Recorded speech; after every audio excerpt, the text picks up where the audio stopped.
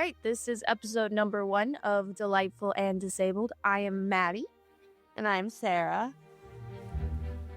And today, we're starting a podcast, which has been delayed due to disability. Crazy. Yep. Yay.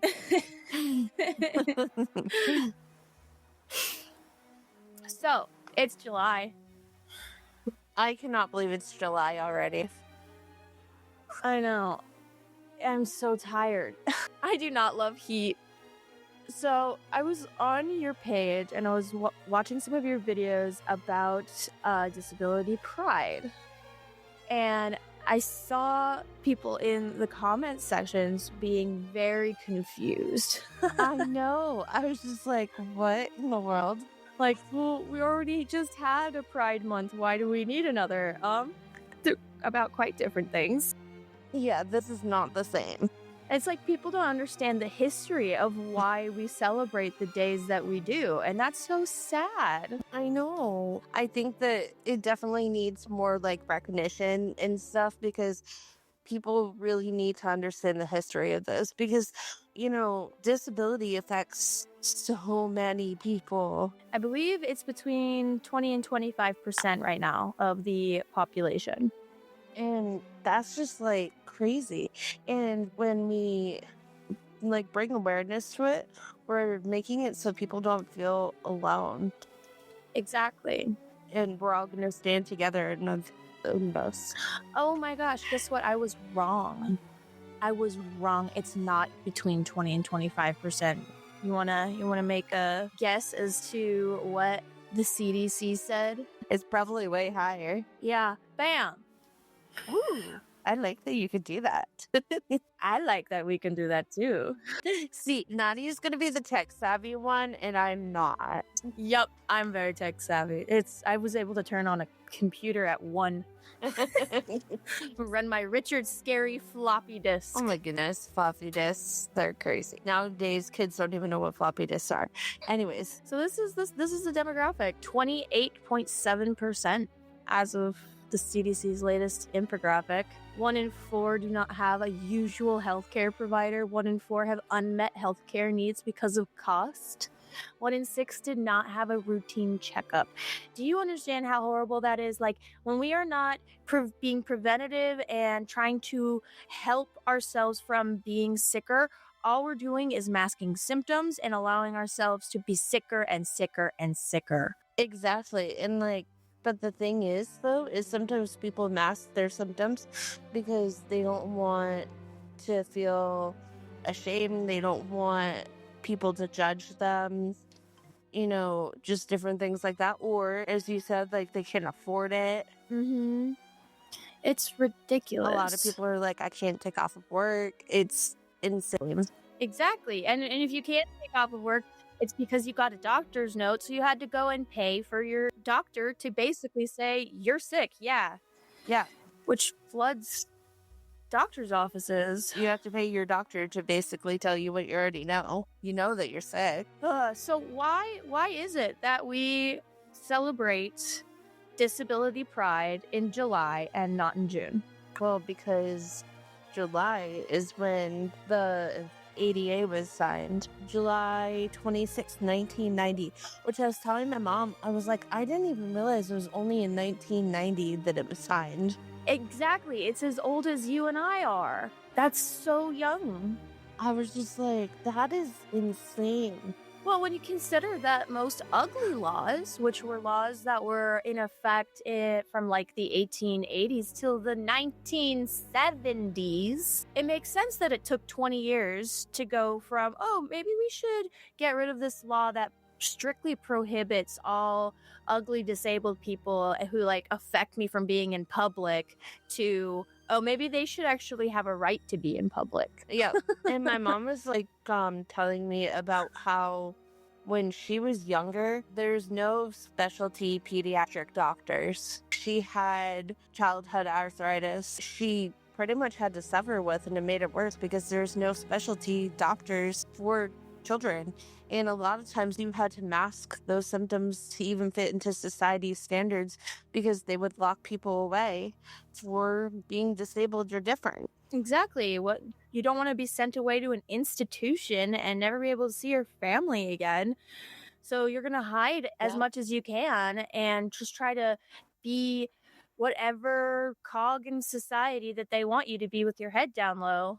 Yeah. Especially those of us who have the, like, let's call it a privilege to mask our disabilities. Like, I don't look disabled. Exactly. And that's the thing, like, people with invisible disabilities, they had the privilege to at least like mask it, Mm-hmm. but at the same time they shouldn't have had to. It is like crazy that they were like, well, you're disabled, you have this, you should be locked away. You shouldn't be here. Go home. So yesterday we were having a whole conversation about autism and how more people that we knew happened to be autistic, and we're all getting our diagnoses pretty late in life. I was like, well, it's probably just because of grandpa being autistic doesn't really help. It makes sense that so many of us would be. And my grandma was like, how dare you try to diagnose him? He wasn't diagnosed. He's not here to be diagnosable. And I'm like, Grandma, this is the most ridiculous thing I've ever heard, because everyone who has been diagnosed with autism in this family knows they got it from grandpa. And sure, he wasn't diagnosed because they weren't diagnosing things. Right. Exactly. There's no such thing as diagnoses for that back then. So he ended up, doing things in an alternative, eccentric way. But I think that that's kind of like what we do in our family. And we were told, oh yeah, that's just us. That's just how we are. And that's because that is how we always were. We all have autism. Yeah. And she's like, I guess just all kids have autism then. And my mom, I even had to get my mom in on it. And she was like, no. And I'm like, yeah, I think your selection, your sample size, Grandma, is a little askew. Right. So it might make you feel like, well, I guess everybody's autistic then, because all of your grandchildren to one extent or another probably. Right, exactly. Probably. All the people are autistic, but that's not like, how it should be for everybody. Not everybody's autistic. Yes. But when you keep in mind that the ugly laws were in play and that you didn't even have rights to do anything until I was born, yeah, it's like, yeah, no wonder people weren't out there getting diagnoses of these things that they'd rather just not know. Yeah. Well, and like, I see people like, oh, well, this wasn't a thing when I was a kid. Food allergies weren't a thing when I was a kid. This wasn't a thing. And it's like, well, when you were a kid, there's no diagnoses for these things. You just kind of had to live with them. There were so many women in my family. My grandmother did a bunch of genealogy, and she would like read their histories, and she would really read up on them. And there were so many women in our maternal line that were told they were hysterical. Oh yeah. Told they were hypochondriacs, told there was nothing wrong with them. They were just weak of heart or faint of heart, had higher sensitivities and stuff, right? My grandmother used to have to walk around holding a little like jar of Benadryl, basically. It came in these big old glass bottles, and she would take it around with her and just take a swig whenever she needed it. Yeah. And that was the only way she was able to be alive. And everybody thought she was just self-medicating and it was stupid. And turns out she had mast cell activation syndrome. She had mastocytosis, right, which is of the like freaking bone marrow, right? It is a white blood cell disorder of your bone marrow, a leukemia, at the like back in the day when they were first starting to research it. Now, it's not effectively a leukemia. It's crazy is what it is. Mastocytosis is crazy, and so is mast cell activation syndrome. But yeah, anyway, I digress. It's crazy. No, and then she had this her whole life, and people just thought she was crazy. It's ridiculous. Yeah. And it's like, she's not crazy. She had a legitimate, disease, a legitimate sickness, and nobody was like paying attention to it, because back then people with sicknesses and disease and illnesses should be shut away. Mm-hmm. And that's really sad. It is super duper sad because it's about how their existence makes other people uncomfortable rather than teaching everyone that we all have value and it shouldn't make you uncomfortable to see something different than yourself. And that's why the ADA was so important. I am a Californian. I want people to hear that while I have this very polarizing political headline up. I am a Californian. I'm allowed to hate Newsom, okay? He's my Gen X dad that I don't want running my place, but he's mine, you know? Yeah, He's my dad. exactly. Oh my gosh. One of my favorite jokes I've seen about Newsom online is that the only thing he hates more than homeless people is Republicans. But yeah, speaking of ugly lies, Oh my gosh. in California, Newsom and places like Santa Barbara and different cities, they're all known for gathering up the homeless people and chucking them out, basically finding them some other place to be, maybe even driving them across, it's crazy, driving them across state lines because they don't want them on their streets or on their beaches or in their tourist spots or in their way. That's crazy. And do you even do people even realize how many people who are disabled and homeless?